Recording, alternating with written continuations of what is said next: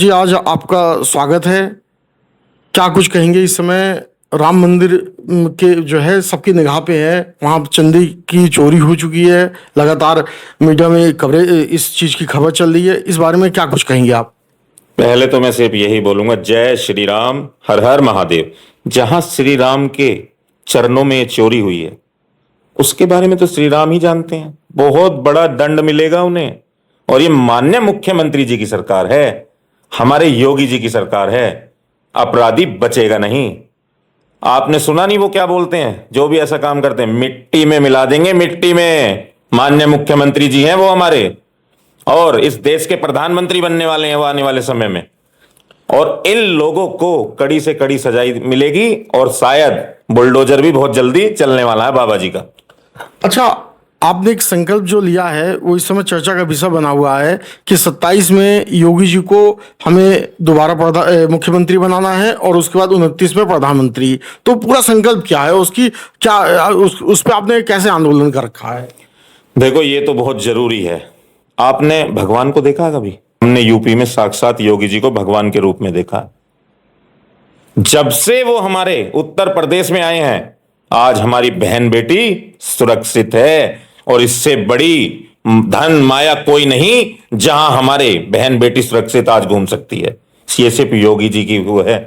और जो कह रहे हैं ना कि अब की बार हटा दो, ये कर दो, पता लग जाएगा भैया, बाबा जी नहीं जाने वाले कहीं भी।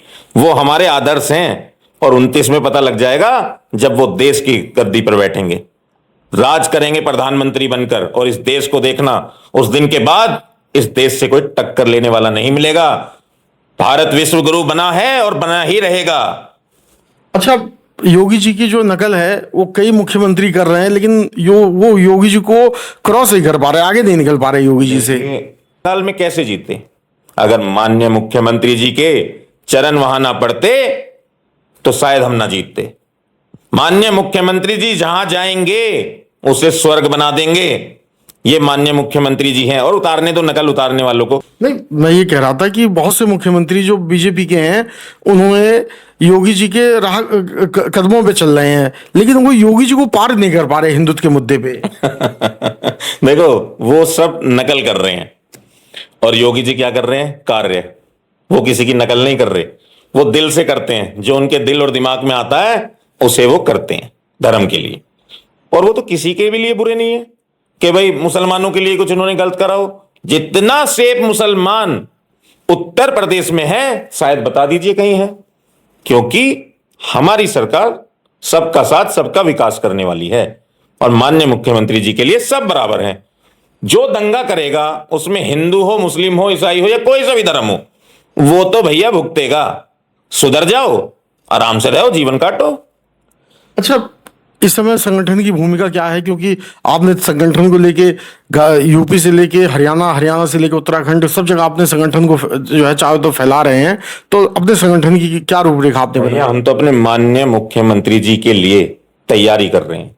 27 में उन्हें भव्य जीत दिलाएंगे। दिलाएंगे क्या, वो तो जीते हुए हैं। जिसे विपक्ष को सोचना सोचे, हम किसी की बुराई नहीं करते। हम तो चाहते हैं उनका भी अच्छा हो, टिके रहें इसी तरीके से। पर मुझे नहीं लगता भैया योगी जी को कोई हरा पाएगा, क्योंकि उन्होंने काम करा, जो कहा है वो किया है। माननीय मुख्यमंत्री जी के लिए राष्ट्रीय युवा एकता दल दिन रात इतनी सेवा करेगा कि अभी तो हम 27 में उन्हें मुख्यमंत्री ही बनाने जा रहे हैं। 29 का सोचो, वो इस देश के प्रधानमंत्री बनने वाले हैं। अच्छा, राष्ट्रीय युवा दल में काफी युवा आ रहे हैं, तो इस बारे में क्या कहेंगे आप? लगातार देखिए, युवाओं का तो ये दल है, क्योंकि राष्ट्रीय युवा एकता दल भारत का आने वाला कल। हम किस लिए बोल रहे हैं? युवा ही तो भारत का कल है। जब युवा सही राह पर चलेगा तो तभी तो हमारा देश आगे बढ़ेगा। कोई आईएएस बनेगा, कोई प्रधानमंत्री बनेगा, कोई मुख्यमंत्री बनेगा, कोई विधायक बनेगा। और जब उनकी सोच इस देश के लिए, वो अपनी सोच को यूज करेंगे तो इस देश को एक नई ऊंचाइयों पर लेके जाएंगे। अच्छा, अभी आपने कई मुद्दे उठाए और वो सारे मुद्दे लगातार आपने सॉल्व भी करवा दिए। तो अब आने वाले समय में ऐसा मुद्दा आ रहा है जिसमें एक फौजी के बच्चे के साथ बहुत भारी दुर्घटना हुई है, क्या कुछ कहेंगे इस बारे में? देखिए, जो फौजी का भी ये चल रहा है उस पर मुझे अंकित गुप्ता जी हैं, उन्होंने बताया, तो हम वहां गए और हमने देखा कि 6 महीने से एक बाप जिसकी औलाद चली जाए, एक बच्चा हो, तो वो कैसे समय काट रहा होगा। वो दर दर की ठोकर खा रहा है, सारे सबूत हाथ में लिए हुए। पर माननीय मुख्यमंत्री जी की सरकार में उन पे एफआईआर दर्ज हुई है, कार्रवाई चल रही है। और अभी हम संडे को वहां पर एक आपका कैंडल मार्च निकालने जा रहे हैं। बड़ी शांतिपूर्वक, सरकार हमारी सुनेगी, हमारी सरकार है, माननीय मुख्यमंत्री जी की सरकार है, और वो इस पे संज्ञान लेंगे। अच्छा, अभी क्योंकि जैसे ही आपने ये मुद्दा उठाया, मायावती जी ने भी दूसरे दिन उसे ट्वीट कर दिया इस मुद्दे को। तो आप लोग जिस मुद्दे को उठा रहे हैं वो एक तरीके से वो प्रदेश स्तर पे देखा जा रहा है, महसूस किया जा रहा है। तो आज आप लोगों की शक्ति बढ़ रही है। तो देखिए, जब आप सच्चाई की आवाज उठाएंगे ना, तो उसके लिए हम कुछ नहीं कर रहे, हम तो एक प्रयास कर रहे हैं। पर जो ऊपर बैठा है सबके लिए, जैसे हमारे श्री राम हुए, भगवान जिसे हम भगवान कहते हैं, और उस भगवान ने भी एक भगवान बैठा रखा है काम करने के लिए यूपी में, योगी जी। तो माननीय मुख्यमंत्री जी, मैं इतना ही कहना चाहूंगा कि माननीय मुख्यमंत्री जी की सरकार में गलत हो नहीं सकता, और फौजी भाई को बहुत जल्दी इंसाफ मिलेगा। यहाँ यूपी की जनता से क्या अपील करेंगे आप योगी जी को लेके? भैया, एक ही अपील है, हमारे पास कोई और विकल्प तो है नहीं। और आज आप सब देख सकते हैं यूपी के हालात कैसे हैं। सब अपना व्यापार कर रहे हैं, खुश हैं, अपना जीवन अच्छे से काट रहे हैं। तो भैया, मुख्यमंत्री जी को सपोर्ट करो। आज उन्हें अभी सपोर्ट करोगे ना, तो 29 के राजा हमारे वही हैं। तो हाथ जोड़कर विनती है, आप सभी ज्यादा से ज्यादा माननीय मुख्यमंत्री जी को सपोर्ट करें। अच्छा, आप अपने संगठन के जो कार्यकर्ता हैं उनको क्या संदेश देंगे? हम अपने संगठन के कार्यकर्ता को हमने संदेश दे रखा है, और आगे देना चाहता हूं अभी आपके थ्रू, कि माननीय मुख्यमंत्री जी के आदर्शों पे हमें काम करना है। इस राष्ट्रीय युवा एकता दल को उनके आदर्श पे बढ़ाना है। हमें जहां भी गलत हो रहा है, क्योंकि देखिए, मुख्यमंत्री जी नहीं देख रहे यहां पे आकर, प्रशासन है, शासन है, वो देखते हैं, उन तक तो बात ही नहीं पहुंचती। तो मुख्यमंत्री जी को कैसे गलत कह सकते हैं? हम उन तक बात पहुंचाने वाले सेवक हैं। जो भी गलत हो रहा होगा उन तक बात पहुंचाएंगे, वो अपने आप देख के समाधान कराएंगे। हमारा काम है, हम तो उनके शिष्य हैं। उनके लिए गली गली घूम के हमें उनके लिए वोट तैयार करनी है और उनकी नीति के बारे में बताना है। उन्होंने ये सोचा था जब आप संगठन से युवा वाहिनी से अलग हुए कि आप कमजोर पड़ जाएंगे, लेकिन जो जिस तरीके से आपकी शक्ति लगातार बढ़ती चली जा रही है, कई राज्यों में बढ़ती चली जा रही है, आज वो लोग कहीं ना कहीं पछता रहे हैं। तो इस बारे में क्या कहेंगे? आखिरी सवाल है ये। देखिए, पहले तो मैं ये बता दूं, मैं किसी भी दल में रहा, मैं उसकी मैंने कभी बुराई नहीं की।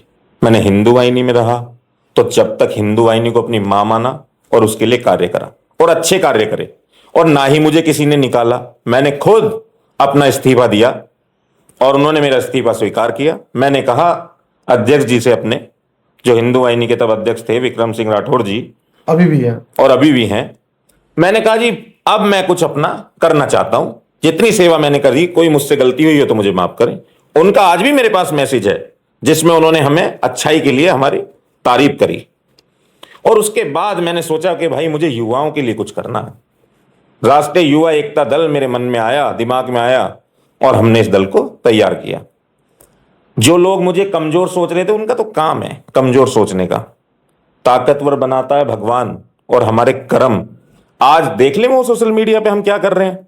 हम तो डेली कार्य कर रहे हैं। जो भी मेरे पास आएगा मैं उसकी मदद करूंगा। इंसाफ करेगा भगवान और यहां का शासन प्रशासन। हमारा काम है आवाज उठाना, और राष्ट्रीय युवा एकता दल आप देखते जाइए बढ़ता ही रहेगा। क्योंकि पता है क्यों बढ़ेगा? ये माननीय मुख्यमंत्री जी के आदर्शों पे चल रहा है। ये योगी जी का दल है। जय श्री राम, हर हर महादेव।